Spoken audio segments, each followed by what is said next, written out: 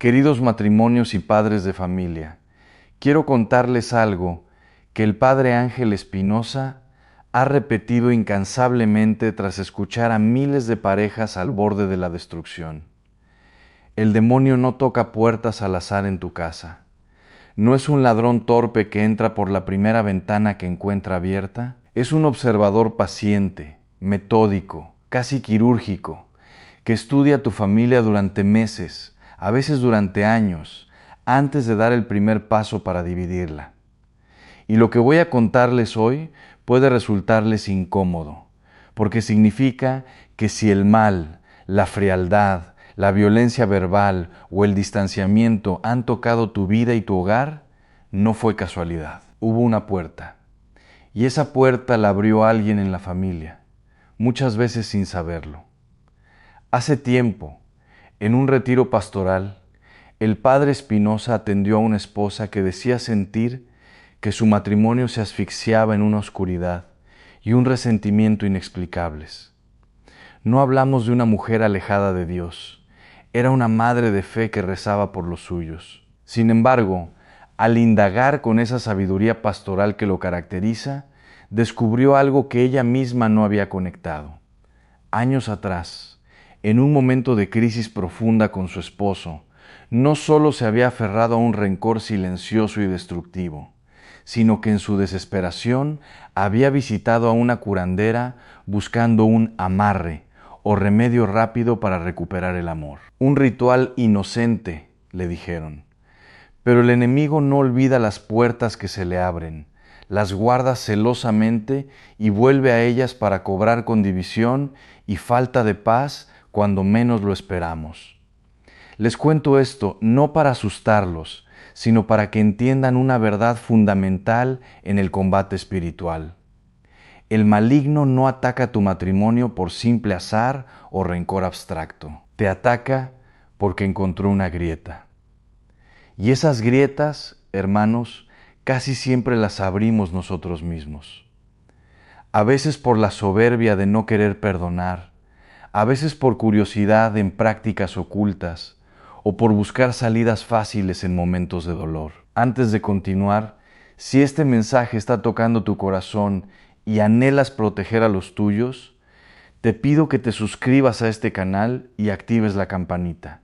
No lo hago por vanidad ni por números, lo hago porque hay miles de familias allá afuera a punto de romperse que están jugando con fuego y necesitan escuchar exactamente esto. Comparte este video con ese familiar que consulta el tarot como si fuera un juego, con esa amiga que acude a curanderos cuando la ciencia no le responde rápido, o con ese matrimonio que parece no encontrar salida. Tu simple gesto puede ser el instrumento que Dios use para salvar un hogar de un camino sin retorno. Y para sellar este compromiso de protección hoy mismo, te invito a declarar con fe en los comentarios: gracias, Padre Espinosa, bendice mi hogar, permitiendo así que juntos le cerremos la puerta al mal y dejemos que la luz de Cristo sea la única que reine en nuestra familia. El Catecismo de la Iglesia Católica es muy claro en esto, y quiero que lo escuchen con atención porque pocas veces se los explican bien desde el púlpito. En el número 2016 dice que debemos rechazar todas las formas de adivinación, la invocación a Satanás, la evocación de los muertos y otras prácticas que se supone develan el futuro, como el recurso a la astrología, la quiromancia, la interpretación de presagios, la clarividencia o el recurso a los médiums. Todo esto contradice el honor y el respeto que debemos únicamente a Dios. Y el número 217 va todavía más lejos y dice algo que quiero que graben en su corazón. Todas las prácticas de magia y de hechicería con las que se pretende domesticar potencias ocultas para ponerlas a nuestro servicio y obtener sobre el prójimo un poder sobrenatural son gravemente contrarias a la virtud de la religión. El catecismo no dice son un pecadillo sin importancia, dice gravemente contrarias. Esa palabra gravemente es la que muchos católicos hoy prefieren no escuchar. ¿Por qué les hablo de esto con tanta firmeza? Porque el Pi Amorth En más de 30 años como exorcista oficial de la diócesis de Roma, en los miles de casos que atendió, documentó un patrón que se repite con una precisión casi matemática. Él lo explicó en sus libros, especialmente en Un exorcista, cuenta su historia y en Más fuertes que el mal. El demonio necesita, según la doctrina que la Iglesia sostiene desde hace siglos, un punto de entrada. Dios respeta nuestra libertad de manera absoluta y por eso mismo el enemigo también está limitado por esa libertad. No puede simplemente entrar en la vida de cualquiera. Necesita que de alguna forma la persona le abra una rendija. Y esa rendija tiene nombres muy concretos que vamos a repasar hoy uno por uno porque quiero que salgan de este video sabiendo exactamente qué puerta cerrar en su propia vida y en la de su familia. La primera puerta, y quizás la más común de todas en nuestros días, es la curiosidad ocultista disfrazada de entretenimiento inocente. Piensen en el tarot. ¿Cuántas veces han escuchado a alguien decir, yo solo lo hago por diversión? No creo realmente en eso, no creo realmente es precisamente la trampa. Porque no se trata de creer o no creer, hijos míos. Se trata de un acto concreto, extender la mano hacia un sistema de adivinación, que pretende conocer lo que solo Dios conoce, y que según la enseñanza constante de la Iglesia y según el testimonio directo de decenas de exorcistas, no está vacío espiritualmente. Detrás de esas cartas hay una intención, una apertura, una invitación. Y lo que muchos toman como un juego de salón, el enemigo lo toma como una puerta entreabierta. Lo mismo ocurre con la hija. He escuchado testimonios, y estoy seguro de que muchos de ustedes también, de jóvenes que jugaron con una tabla en una fiesta entre risas, sin ninguna intención de invocar nada serio. Y sin embargo, meses después comenzaron a experimentar insomnio inexplicable, pesadillas recurrentes, una sensación de opresión al entrar a su propia habitación, cambios de carácter que sus propias familias no reconocían. No estoy diciendo que a todo el que haya tocado una hija le suceda esto, pero el patrón existe, está documentado, y el propio Amorth lo mencionaba con frecuencia en sus conferencias. La hijija es, decía él, una de las puertas más peligrosas, precisamente porque parece la más inofensiva. La segunda puerta que quiero que consideren hoy es el resentimiento no perdonado. Esto sorprende a muchos católicos porque no lo asocian con el ocultismo y, sin embargo, según la experiencia pastoral de innumerables sacerdotes, es una de las grietas más fértiles que existen. Cuando guardamos un rencor durante años, cuando alimentamos ese odio en silencio, cuando repasamos una y otra vez en nuestra mente la ofensa que nos hicieron, sin nunca llevarla al altar de la confesión para soltarla de verdad, estamos, sin saberlo, cultivando un terreno perfecto para la opresión espiritual. San Pablo nos advierte esto con una claridad que muchas veces pasamos por alto. No dejéis que el sol se ponga sobre vuestro enojo, ni deis lugar esa frase, ni deis lugar al no, es una metáfora poética, es una instrucción concreta. El rencor sostenido es literalmente un lugar que le damos al enemigo dentro de nuestra propia alma. La tercera puerta, y esta la vemos con muchísima frecuencia en nuestra cultura latinoamericana, es la búsqueda de soluciones rápidas ante el dolor, a través de curanderos, limpias, santería o prácticas de sincretismo religioso. Entiendo perfectamente por qué sucede cuando alguien está desesperado, cuando un hijo está enfermo y los médicos no encuentran respuesta, cuando un matrimonio se desmorona y nada parece funcionar, cuando la pobreza aprieta y sentimos que Dios no responde con la rapidez que necesitamos. La tentación de buscar un atajo espiritual es enorme. Alguien nos recomienda a una señora que ayuda mucho, un hombre que tiene un don especial, una limpia que quita la mala suerte, y muchas veces esa persona mezcla oraciones católicas, imágenes de santos, agua bendita robada de su verdadero sentido sacramental con prácticas que nada tienen que ver con la fe católica. El resultado Es una mezcla que parece piadosa por fuera, pero que en su raíz invoca poderes que no son de Dios. El Peamorth fue extremadamente claro sobre esto en sus escritos. No existen atajos espirituales seguros fuera de los sacramentos de la Iglesia. Ninguno. Por más que la persona que ofrece la limpia use una estampita de la Virgen o encienda una veladora con el rostro de un santo, si el método no proviene de la Iglesia y de sus sacramentos, estamos jugando con fuego. Quiero detenerme aquí un momento, porque sé que para algunos de ustedes esto es personal. Tal vez tú mismo, o tu madre o tu abuela, buscaron ayuda de esta manera en algún momento de necesidad extrema. No vengo a condenarte, hijo mío, vengo a abrirte los ojos, porque la misericordia de Dios es infinitamente más grande que cualquier puerta que hayamos abierto sin saberlo. Lo que sí les pido con todo el amor de un padre es que no sigan alimentando esa puerta, que la cierren hoy mismo a través de la confesión sincera y que confíen en que Dios puede sanar lo que ninguna limpia, ningún amarre y ningún curandero jamás podrán sanar de verdad. La cuarta puerta es el orgullo espiritual, que suena contradictorio, pero es real. Hay personas que se alejan de la confesión frecuente porque sienten que ya no necesitan confesarse tanto, que su vida está en orden, que sus pecados son pequeños. Esa autosuficiencia espiritual es exactamente lo que el enemigo busca. San Pedro lo dijo con una imagen que todavía nos eriza la piel. Sed sobrios y velad, porque vuestro adversario, el como león rugiente, anda alrededor buscando a quien devorar. Un león no ataca a la presa que está alerta, rodeada de su manada, cerca del pastor. Ataca a la que se aleja, a la que se cree segura por sí misma, a la que baja la guardia.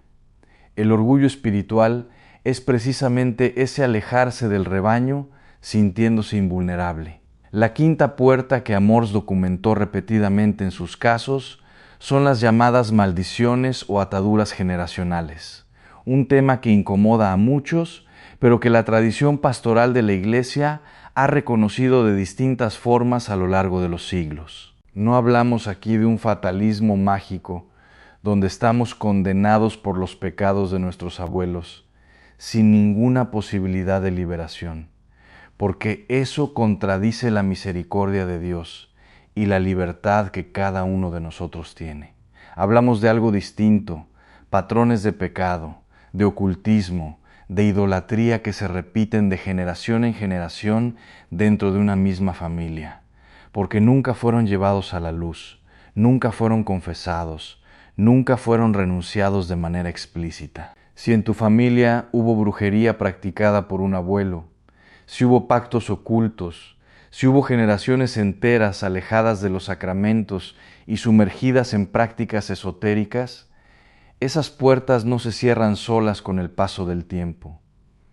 Se cierran con actos concretos de fe, la renuncia explícita, la confesión, la consagración de la familia al Sagrado Corazón de Jesús o a la Virgen María, la oración de liberación hecha con la autoridad de la Iglesia.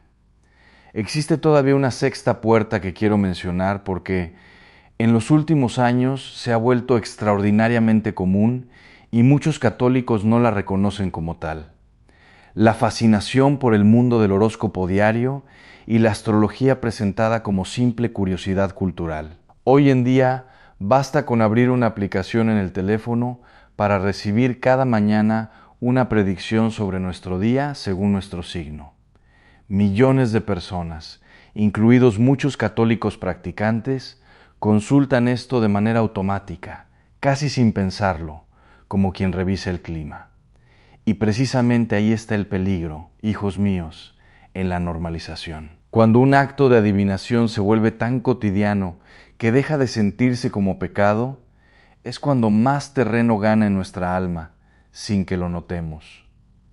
El catecismo no hace ninguna excepción para la astrología ligera o de entretenimiento. La condena junto con las demás formas de adivinación, precisamente porque toda forma de adivinación por pequeña que parezca, es un intento de obtener del mundo espiritual algo que solo Dios tiene derecho a revelarnos, y solo cuando Él lo decide, no cuando nosotros lo exigimos. Quiero también hablarles con más detalles sobre las llamadas limpias y los amarres, porque son términos que escuchamos constantemente en nuestra cultura latinoamericana, muchas veces mencionados con una naturalidad que debería preocuparnos profundamente. Un amarre, para quienes no conocen el término, es un ritual que pretende atar la voluntad de otra persona, generalmente en asuntos de amor o de negocio, forzándola a actuar de una manera que no elegiría libremente.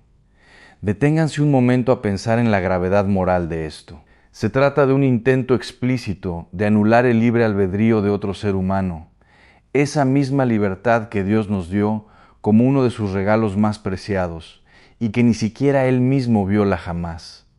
Si algo así funciona en algún sentido aparente, no es porque exista un poder mágico neutral flotando en el universo disponible para quien sepa invocarlo. Es porque, según la doctrina constante de la Iglesia y el testimonio directo de exorcistas como el propio Padre Amorth, hay una inteligencia maligna real detrás de esas prácticas, dispuesta a colaborar a cambio de la puerta que le abrimos. Y esa colaboración jamás es gratuita. Siempre cobra un precio, tarde o temprano, a quien pidió el amarre, y muchas veces también a quien fue su víctima. Ahora bien, quiero que entiendan algo fundamental antes de seguir avanzando, porque no quiero que salgan de este video con miedo paralizante, sino con un miedo santo que los mueva a la acción, que es completamente distinto. El miedo que paraliza viene del enemigo. El temor de Dios que nos mueve a la conversión viene del Espíritu Santo. Jesucristo mismo, cuando fue tentado en el desierto durante 40 días, no huyó del enemigo con pánico. Lo enfrentó con la palabra de Dios, con ayuno, con oración, con una autoridad que nacía de su comunión perfecta con el Padre. Y ese es exactamente el modelo que nosotros, como hijos de Dios, tenemos disponible hoy mismo en este instante, sin necesidad de rituales extraños ni de fórmulas mágicas. Los sacramentos, hijos míos, son literalmente más poderosos que cualquier maldición, que cualquier amarre, que cualquier puerta que hayamos abierto en el pasado. No hay comparación posible. El problema nunca ha sido que el mal sea más fuerte que Dios. El problema es que muchas veces no usamos las armas que Dios ya nos dio. Permítanme contarles otro caso que el propio P. Morth relató en varias entrevistas hacia el final de su vida, porque ilustra perfectamente cómo opera este patrón de elección no aleatoria del que estamos hablando hoy. Se trataba de un hombre profesional, exitoso, católico de nacimiento, pero alejado de la práctica sacramental durante casi 20 años. No practicaba ocultismo de manera directa, no consultaba tarot, no había hecho pactos conscientes con nadie, pero vivía en un estado constante de resentimiento hacia su padre, que lo había abandonado en su infancia, y ese resentimiento se había convertido con los años en un odio silencioso que él mismo no reconocía como pecado grave, porque no le hacía daño a nadie más que a él mismo. Además, por presión social y curiosidad, había comenzado a practicar yoga en un centro que combinaba posturas físicas con meditación de corte claramente esotérico, invocando energías y guías espirituales que nada tenían que ver con el catolicismo. Cuando finalmente acudió a un sacerdote después de meses de opresión nocturna,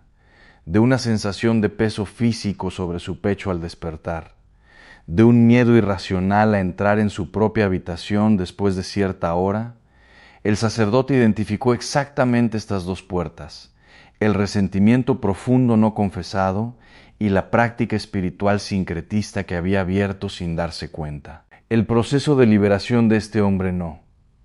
Incluyó rituales espectaculares.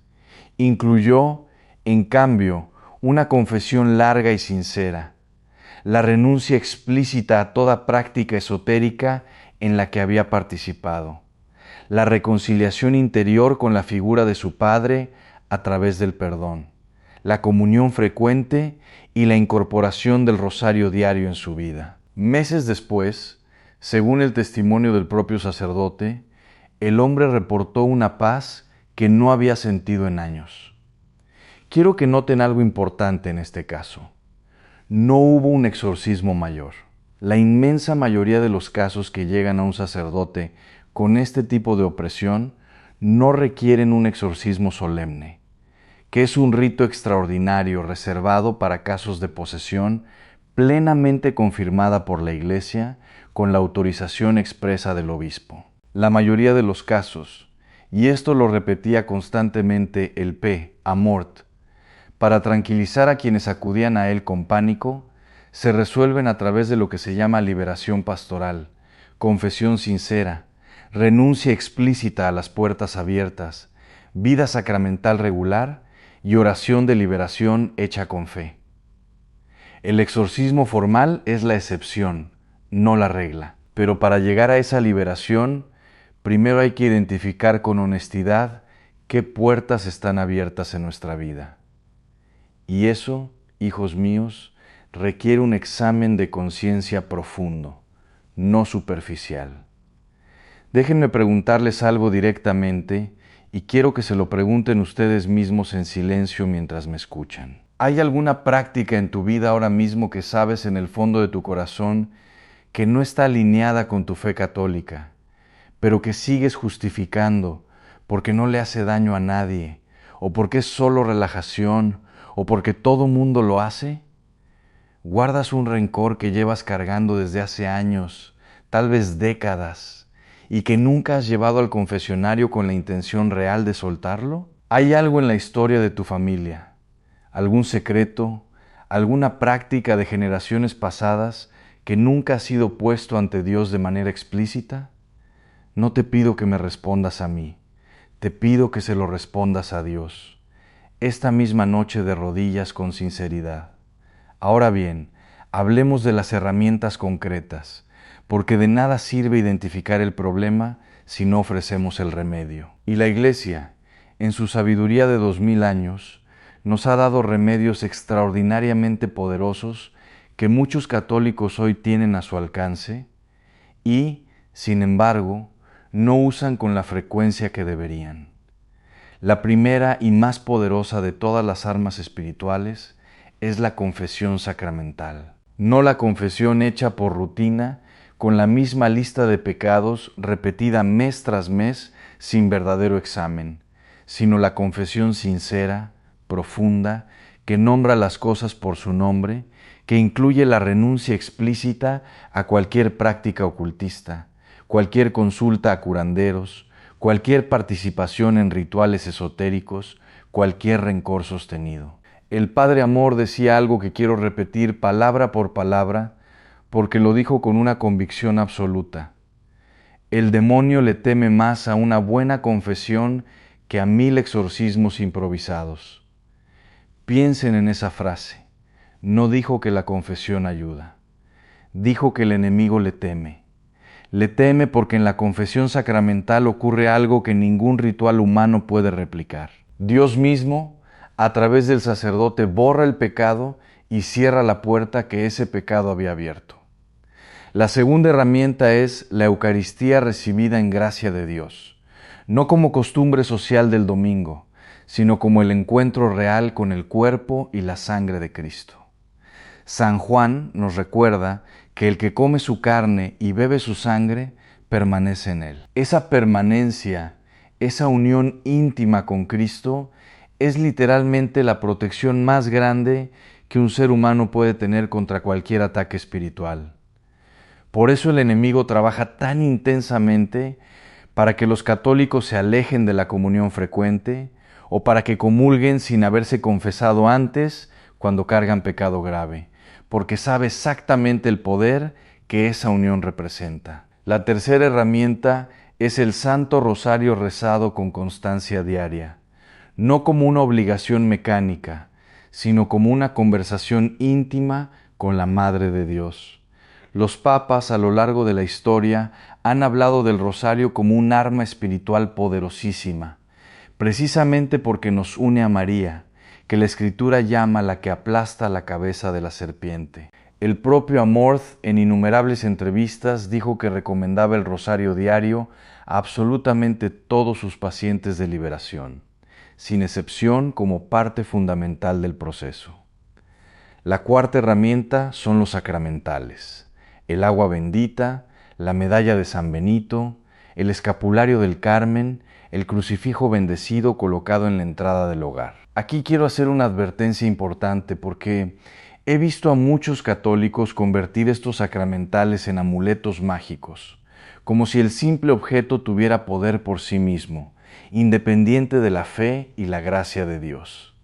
Eso es un error grave y una forma sutil de superstición que contradice el verdadero sentido de estos objetos.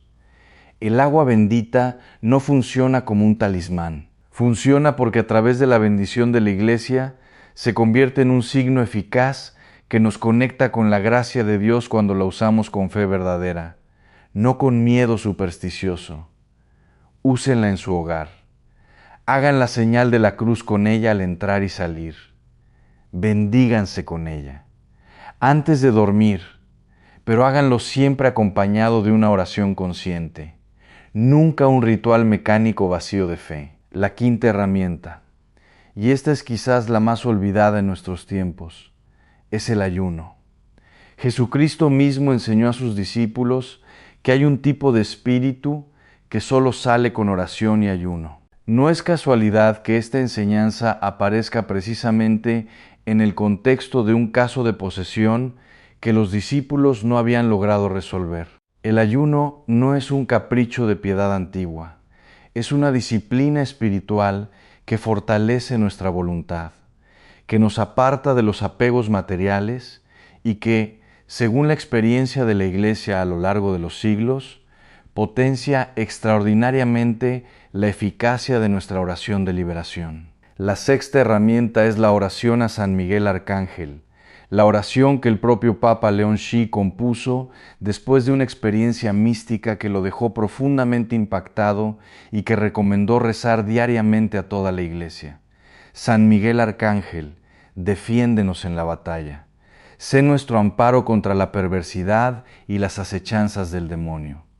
Reprímalo, Dios. Pedimos suplicantes y tú, príncipe de la milicia celestial, arroja al infierno con el divino poder a Satanás y a los demás espíritus malignos que vagan por el mundo para la perdición de las almas.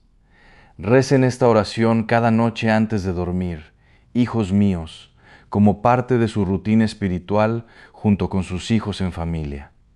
Es una de las armas más efectivas y menos usadas por los católicos de hoy. Quiero detenerme un momento para hablarles del cuidado de los más jóvenes en sus familias, porque esta puerta de la que hablamos, la del ocultismo disfrazado de entretenimiento, ataca especialmente a los adolescentes y jóvenes adultos. Las redes sociales están llenas hoy de contenido que normaliza la lectura del tarot, la consulta de horóscopos diarios como si fuera información científica confiable, videos de limpias energéticas presentadas como bienestar mental, sin ninguna conexión con lo espiritual que realmente representan. Muchos padres, sin saberlo, permiten que sus hijos consuman este tipo de contenido pensando que es simple entretenimiento juvenil, sin darse cuenta de que están formando en ellos desde una edad temprana una apertura hacia prácticas que la Iglesia siempre ha señalado como peligrosas. Hablen con sus hijos, no con miedo, no con gritos, no con prohibiciones vacías que solo generan más curiosidad. Hablen con ellos con la verdad, explicándoles por qué la Iglesia enseña esto, mostrándoles el amor de un Dios que quiere protegerlos, no la imagen de una religión que solo prohíbe por prohibir. Volvamos ahora a la pregunta central de este mensaje. ¿Por qué el demonio elige a quien elige? ¿Y por qué digo que no es al azar? Porque la teología católica, desde los primeros padres de la Iglesia hasta los exorcistas contemporáneos, ha sostenido siempre el mismo principio. El mal no tiene poder creador. No puede generar nada de la nada. solo puede aprovechar lo que ya existe, distorsionarlo, explotarlo. San Agustín explicaba que el mal no es una sustancia en sí misma, sino una ausencia, una privación del bien. Por eso el demonio literalmente necesita un punto de apoyo dentro de la vida de la persona para poder operar con mayor libertad. Ese punto de apoyo son las puertas que hemos repasado hoy: el pecado no confesado, el rencor sostenido, la práctica ocultista, el orgullo espiritual, la herencia generacional no sanada. Esto no significa, y quiero ser absolutamente claro en esto, que toda enfermedad, toda dificultad, todo sufrimiento en la vida de una persona tenga origen demoníaco. Sería un error gravísimo, y el propio Amors lo advertía constantemente: caer en lo que él llamaba diabolismo exagerado, es decir, atribuir al demonio cosas que simplemente son parte de la condición humana caída, enfermedades naturales, problemas psicológicos que requieren tratamiento médico serio, dificultades normales de la vida. Un buen exorcista, decía Amorth, primero descarta causas médicas y psicológicas antes de considerar siquiera la posibilidad de una influencia demoníaca. No todo malestar es un ataque espiritual, pero tampoco debemos caer en el error opuesto que es el más común hoy en nuestra sociedad secularizada: negar por completo la realidad del mal personal, como si él fuera solo un símbolo literario, una figura medieval sin relevancia real para nuestra vida moderna. El catecismo de la Iglesia Católica es tajante en este punto. Detrás de la elección desobediente de nuestros primeros padres se esconde una voz seductora opuesta a Dios, que por envidia les precipita en la muerte. La Escritura y la tradición de la Iglesia ven en este ser un ángel caído llamado Satán, o la Iglesia enseña que este fue en un principio un ángel bueno creado por Dios. Él y los demás demonios fueron ciertamente creados por Dios, buenos por naturaleza, pero ellos mismos se hicieron malos por su propia culpa. No es una metáfora, hijos míos. Es una enseñanza constante de la fe católica sostenida durante 2000 años, confirmada por el testimonio de innumerables santos y por la experiencia pastoral de miles de sacerdotes en todo el mundo. Quiero compartirles ahora algo que me parece fundamental para cerrar este mensaje de la manera correcta, porque no quiero que se queden con la sensación de que estamos indefensos frente a un enemigo poderoso. Todo lo contrario, la victoria ya fue ganada. Cristo en la cruz derrotó de manera definitiva y total al poder del mal. El Apocalipsis nos habla de esa victoria con imágenes poderosísimas. El dragón fue vencido, arrojado fuera. No estamos esperando una batalla cuyo resultado es incierto. Estamos viviendo las consecuencias de una batalla ya ganada. Y nuestra tarea como hijos de la Iglesia es apropiarnos de esa victoria en nuestra vida cotidiana, a través de los sacramentos, la oración y una vida de gracia constante. Por eso, cuando identifiquen una puerta abierta en su vida, no caigan en la desesperación. Caigan de rodillas, sí, pero con esperanza, no con pánico. La misericordia de Dios es infinitamente más grande que cualquier pecado, cualquier práctica ocultista, cualquier rencor guardado durante décadas. No hay puerta que la gracia de Dios no pueda cerrar. No hay maldición generacional que la sangre de Cristo no pueda romper. No hay atadura que el poder de la confesión sacramental no pueda desatar.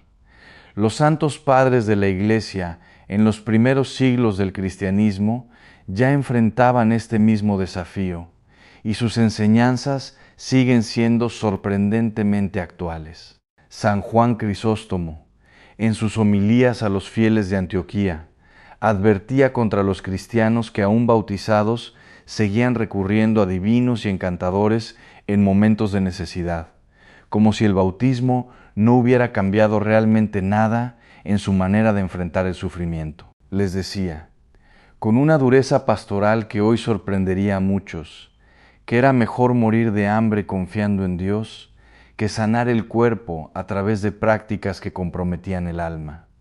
San Cipriano de Cartago, por su parte, enseñaba que el bautismo nos incorpora a Cristo de tal manera que cualquier regreso a las prácticas paganas de adivinación constituía una traición grave a esa nueva identidad recibida.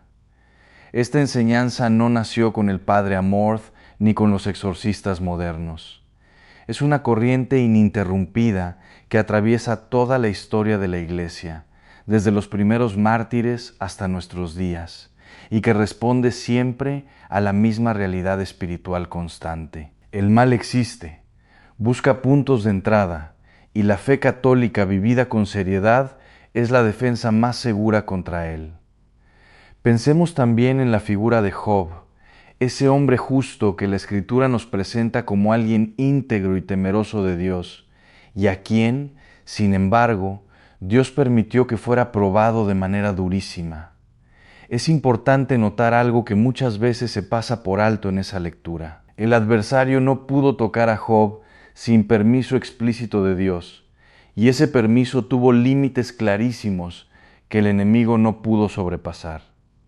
Esto nos enseña una verdad consoladora en medio de todo lo que hemos hablado hoy. El enemigo, por más puertas que encuentre abiertas, jamás tiene poder absoluto sobre nosotros. Su capacidad de acción está siempre limitada por la soberanía de Dios, que permite ciertas pruebas con un propósito que muchas veces no entendemos en el momento, pero que siempre busca en última instancia nuestro bien mayor y nuestro crecimiento en la fe. Quiero también dedicar un momento a hablarles de la importancia de la dirección espiritual constante, algo que lamentablemente se ha perdido en muchas parroquias modernas por falta de tiempo, de sacerdotes disponibles, o simplemente porque los fieles ya no lo buscan como se buscaba antes. Tener un confesor habitual, alguien que conozca tu camino espiritual a lo largo del tiempo, y no solo de manera esporádica, es una de las mejores protecciones que puedes tener contra el engaño espiritual. El enemigo trabaja mejor en el aislamiento, en el secreto, en la persona que enfrenta sus batallas espirituales completamente sola, sin someter sus experiencias al discernimiento de la Iglesia. Por eso, si no tienen un confesor habitual, les animo a buscarlo esta misma semana. No tiene que ser un especialista en liberación ni un exorcista formal.